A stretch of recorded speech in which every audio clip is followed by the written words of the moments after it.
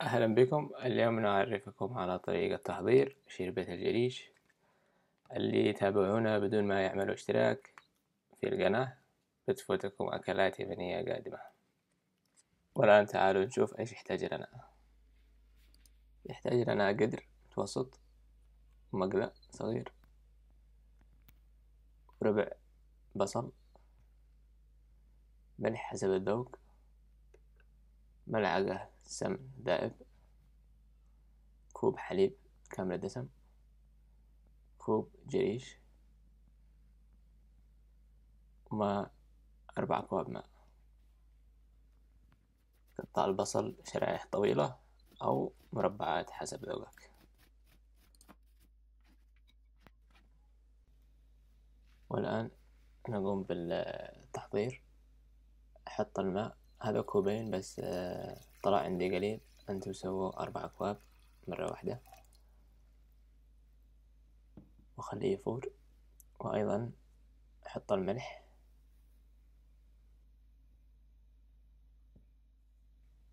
وهذا السمن المذوب أحطه في المقلاة عشان نقلي به البصل.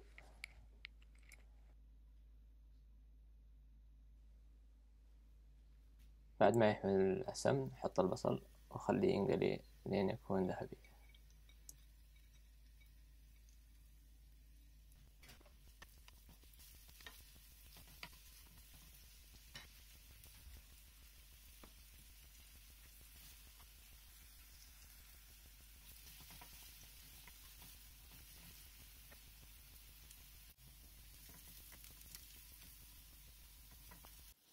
وهذا لون البصل المطلوب، بس يكون أخف شوية.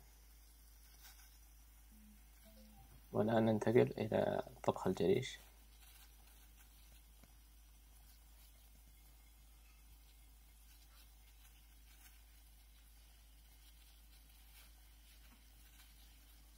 وهذا العملية بسيطة جدا. نضيف الجريش إلى الماء،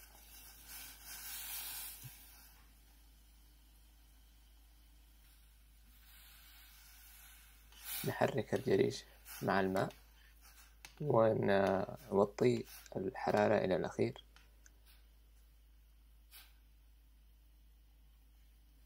وبعدين نغطي عليه ونخليه ينطبخ براحته. تقريبا ياخذ نص ساعة عشان ينطبخ، بس أنت كل 10 دقايق افتح القدر وشوف وحرك عشان لا ينحرق من تحت. وأيضا ذوقه إذا كان ناضج أو لا. إذا 4 أكواب ما كانت كفاية زيد له نص كوب عشان ينضج إلى الدرجة المناسبة.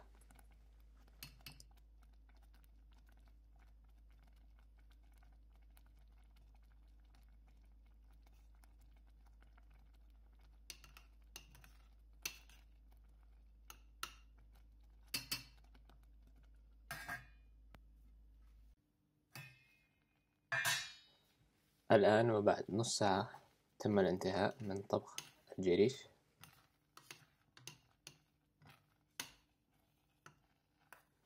نتأكد بأنه مطبوخ.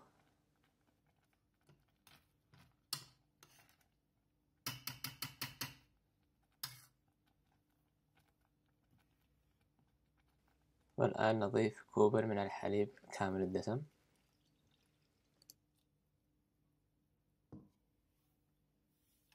والآن حرك، ويتم الانتظار إلى أن تصل درجة حرارة الحليب إلى الغليان.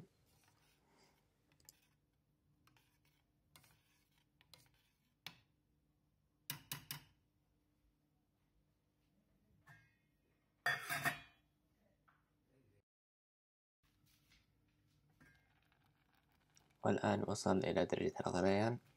أحركه مرة أخرى.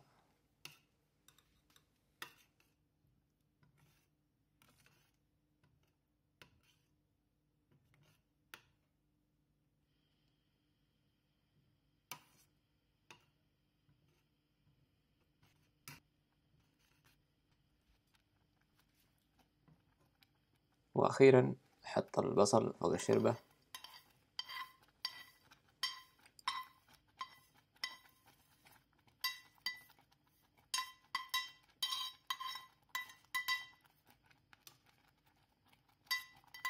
والآن تعتبر الشربة جاهزة للأكل، وبالهنا والشفاء. لا تنسوا دعواتكم للوالدة في التعليق في الأسفل، وأيضا لا تنسوا الاشتراك معنا في الفيسبوك واليوتيوب. إذا لديكم أكلات يمنية أخرى تريدوني أغطيها، يرجى التواصل أو التعليق معنا في الفيسبوك، وسيتم إن شاء الله توثيقها في صفحتنا. وشكرا لكم على المتابعة.